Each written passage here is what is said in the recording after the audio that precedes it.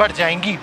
बेरोजगारी का मुद्दा पूरे देश में ही एक बड़ा मुद्दा बनकर रह गया है। तो वहीं उत्तराखंड की बात करें तो उत्तराखंड में भी लगातार बेरोजगारी बढ़ती नजर आ रही है। तो वहीं लाख दावे सरकार कर रही है कि स्वराज योजना के तहत वो लोगों को रोजगार दे रही है, लेकिन बेरोजगार जिस तरीके से सड़कों पर उतरकर अपना विरोध जता रहे हैं, तो वहीं हमारे साथ मौजूद हैं कुछ बेरोजगार। उनसे बात करेंगे किस तरीके का रोजगार वो चाहते हैं और किस तरीके से बेरोजगार वो यहाँ पर नजर आ रहे हैं, और क्या सरकार से क्या कुछ उम्मीद उन्होंने जताई है कि क्या सरकार उनके लिए कुछ रोजगार लेकर इस प्रदेश में आएगी या नहीं आएगी। भैया क्या नाम है? बॉबी कुमार। बॉबी, जिस तरीके से लगातार बेरोजगार अपनी मांगों को उठा रहे हैं, बेरोजगारी के लिए वो रोजगार की मांग सरकार से कर रहे हैं, तो किस तरह देखते हैं क्या सरकार ये रोजगार दे पाएगी या नहीं दे पाएगी? देखिए, अभी तक हम देखें तो जहाँ तक सरकार के जो दावे हैं, घोषणाएं हैं,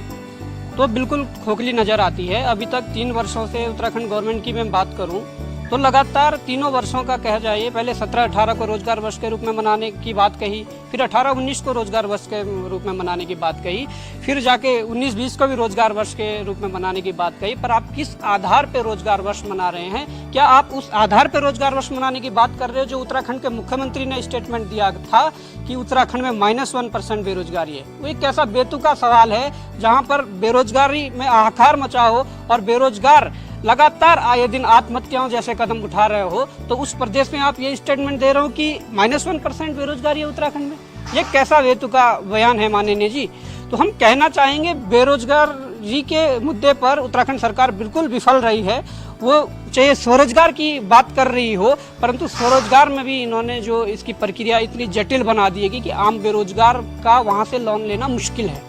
आप अभी देख लीजिए, जितने भी प्रवासी भाई लोग हमारे उत्तराखंड वापस आए हैं और उन्होंने कहा कि हम स्वरोजगार योजना के तहत इन्हें रोजगार देंगे, तो अभी तक उठा के देख लीजिए आप अगर कोई भी रिकॉर्ड, यदि किसी का लोन पास हुआ होगा, क्योंकि इन्होंने बहुत ही ऐसी जटिल प्रक्रिया उसमें बनाई है कि जो एक बेरोजगार उसे वो पास नहीं कर पाता है। इनका साफ तौर पे कहना है कि सरकार ने स्वरोजगार योजना तो जरूर उतार दी है, लेकिन कहीं भी किसी भी बेरोजगार को अभी तक लोन नहीं मिला है। तो कहीं ना कहीं बेरोजगारी पर एक धब्बा इस सरकार पर जरूर लगा है कि जिस तरीके से रोजगार युवाओं को नहीं मिल पा रहा है। तो वहीं कुकरेती जी हमारे साथ हैं, कुकरेती से बात करेंगे कि किस तरीके से सरकार से आग्रह करेंगे या फिर निवेदन करेंगे या फिर जोर उन पर आजमाएंगे कि किस तरीके से बेरोजगारों को रोजगार दिया जाए। कुकरेती जी, जिस तरीके से रोजगार के लिए युवा भटक रहे हैं और आत्महत्या लगातार कर रहे हैं, तो किस तरह देखते हैं क्या ये सरकार विफल है या सफल है? देखिए, वर्तमान सरकार ने जिस प्रकार से प्रदेश के साथ, विशेषकर बेरोजगारों के साथ जो ठगी करने का जो काम किया है, आप ये देखिए कि सरकार स्वयं अपना बयान देती है कि हर व्यक्ति को रोजगार नहीं मिल सकता, आप स्वरोजगार अपनाइए। और वहीं अपने जो जनप्रतिनिधि से लेके जितने भी इनके मंत्री विधायक से लेके अपने बच्चों के लिए ये सरकारी नौकरियों के पीछे के दरवाजे से खोल के उन्हें नियुक्तियां दे रहे हैं किसी भी संस्था के माध्यम से, और सामने वाले को ये संदेश देना चाह रहे हैं कि आप सरकारी नौकरी का लालच छोड़िए। स्वरोजगार की जहां तक बात आती है, स्वरोजगार में जो समाचार पत्रों में जो अक्सर देखने में आया है कि कितने प्रतिशत लोगों को उसमें लोन मिला, कितनों ने अपना स्वरोजगार खड़ा किया। स्वरोजगार उन्हीं का चल रहा है जो पहले से इस काम में लामबंदित हैं, अपने स्वयं से लेके इसको लगे हुए हैं। मैं ये नहीं कहता कि सारे के सारे विफल हुए हों, लेकिन सरकार की ईमानदारी पे प्रश्न वहीं लग जाता है कि जब हमारा इस राज्य का प्रथम नागरिक अपने बच्चे के लिए जो है पिछला दरवाजा खोल के उसकी नियुक्ति करवाने के लिए प्रयास करते हैं, और वही मंत्री उनके पतिदेव अपने गिनती के 4 शुभचिंतकों के लिए पत्र लिख के उनको आमंत्रण देते हैं, वहीं हमारी विधानसभा मंदिर के जो प्रमुख हैं वो जब नियुक्ति के लिए बात करते हैं तो सवाल वहां खड़ा होता है। माननीय मुख्यमंत्री जी स्वयं इस लपेटे में हैं कि कहीं न कहीं उनके रिश्तेदार, चाहे वो किसी संस्थाओं को लेके रहे हो, सर्विस को लेके रहे हो, तमाम उन चीजों को लेके हर आदमी अपने आसपास के लोगों को लाभ देना चाहता है, लेकिन वो लाभ कब देता है? जब राज्य की कम से कम ज्यादा नहीं तो 75% जनता को तो आपको पहले लाभान्वित करना पड़ेगा, फिर आप अपने परिवार के बारे में सोचिए, अपने रिश्तेदार के बारे में सोचिए। हम मना नहीं कर रहे हैं, क्यों? रोजगार हर एक की नौबत है।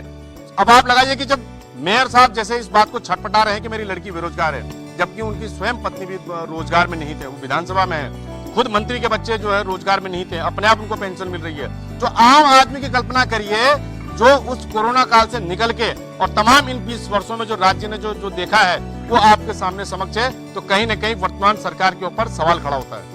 बिल्कुल, वर्तमान सरकार के ऊपर सवाल खड़ा होना लाजमी है, क्योंकि जो देहरादून के मेयर हैं उनकी बेटी को ही बैकडोर के द्वारा भर्ती कर दी जाती है। तो कहीं ना कहीं एक सवाल जरूर सरकार पे खड़ा होता है कि किस तरीके से जो मंत्री हैं या फिर मेयर हैं उनकी पुत्र और पुत्रियों को भर्ती कर दिया जाता है, लेकिन बेरोजगार लगातार आत्महत्या कर रहे हैं। कहीं ना कहीं एक बड़ा सवाल जरूर सरकार पर खड़ा होता है। मैम, जिस तरीके से उपनल की बात करें तो उपनल में जिस तरीके से अभी 45,000 से अधिक युवा, अभी उत्तराखंड की बात करें तो उत्तराखंड में 45,000 से अधिक युवा अभी बेरोजगार है, तो किस तरह देखते हैं, क्या सरकार इनको रोजगार दे पाएगी?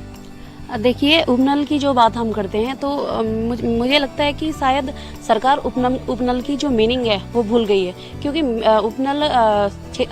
सैनिकों के लिए बनाया गया था, उनके आश्रितों को एक मदद देने के लिए, एक रोजगार देने के लिए बनाया गया था, जिसका आज सरकार लालच दे रही है बेरोजगारों को, मतलब बेरोजगारों के साथ छलावा कर रही है और उनको भटकाने की कोशिश कर रही है कि देखो हम तो तुम्हें रोजगार दे रहे हैं, अगर सैनिक इसका विरोध करते हैं तो मतलब वो गलत है। जबकि देखा जाए तो हम जो बेरोजगार लोग हैं तो क्या हमें 12-13 हज़ार रुपए की नौकरी से ही हमारा घर बसर हो जाएगा? सैनिकों का सही है कि मतलब जब वो रिटायरमेंट होती तो उनको कुछ पेंशन मिलती है और थोड़ा बहुत उनको वहाँ से मदद हो जाती थी, इसलिए उनके लिए ये व्यवस्था की गई थी। तो इसमें जो हम लोग जो बेरोजगार हैं तो हम इस ठेकेदारी जिसे हम कहेंगे, ये कुछ समय के लिए ये नौकरी होती है, इससे हम किस तरह से अपना भरण पोषण कर पाएंगे? जबकि हम लोग उसके काबिल है, हम किसी परीक्षा की तैयारी कर रहे हैं तो हम उस चीज़ को डिजर्व करते हैं कि अच्छी जो अस्थायी नौकरियां होती है, जो वैकेंसीज होती है, उनमें हमें लगाया जाए। और सरकार हमारे साथ पूरा छल कर रही है, हमें एक भटका रही है हमारे मुद्दों से, ताकि हम लोग बेरोजगारी के खिलाफ आवाज ना उठाए और सरकार के इस छल में शामिल हो जाए। आपने भी देखा होगा कि हमेशा से जो अभी जो उपनल की जो बात में कर रही है तो ये सैनिकों के लिए, लेकिन ये इसमें 25-26 हज़ार वैकेंसीज इसमें अभी तक उत्तराखंड में हुई है, लेकिन इसमें कम से कम 20,000 जो वैकेंसीज हैं इसमें नेताओं के, अधिकारियों के, इनके अपने शामिल हुए हैं। बैकडोर एंट्री से इनको शामिल किया गया है। मैं खुद एक सैनिक परिवार से हूँ, मेरे हस्बैंड भी आर्मी से रिटायर हैं, लेकिन हमारे लिए ऐसी कोई योजना नहीं है। हम वहाँ पे जाते हैं तो ऐसी कोई वैकेंसीज हमारे लिए उपलब्ध नहीं हो पाती, क्योंकि हमारे किसी नेता के साथ ऐसे हम उनके संपर्क में नहीं है, तो हमें इसका कोई लाभ नहीं मिल पाया है। और यहाँ भी सरकार यही करना चाहती है कि अभी तक वो पीछे से भर्ती कर रहे थे अपनों को, तो एक लालच देके कि हमने सबके लिए दरवाजे खोल दिए, तो कहीं ना कहीं सरकार अपनों के लिए इसका खुला दरवाजा खोलना चाहती है। बिल्कुल, इनका साफ तौर पर एक आरोप है सरकार पर कि जिस तरीके से बैकडोर से भर्ती लगातार और नेताओं की या फिर अधिकारियों के बच्चों को बैकडोर से जो भर्ती की जा रही है वो बिल्कुल सरासर गलत है। कहीं ना कहीं बेरोजगारों को इससे जरूर धक्का लगा है कि कहीं ना कहीं उनके साथ धोखा किया गया है। साथ ही सरकार के लाख दावे हैं कि स्वरोजगार योजनाएं वो चला रही हैं, लगातार उपनल के माध्यम से भर्तियां वो कर रही हैं और युवाओं को रोजगार दे रहे हैं, तो कहीं ना कहीं इसमें सरकार भी विफल होती नजर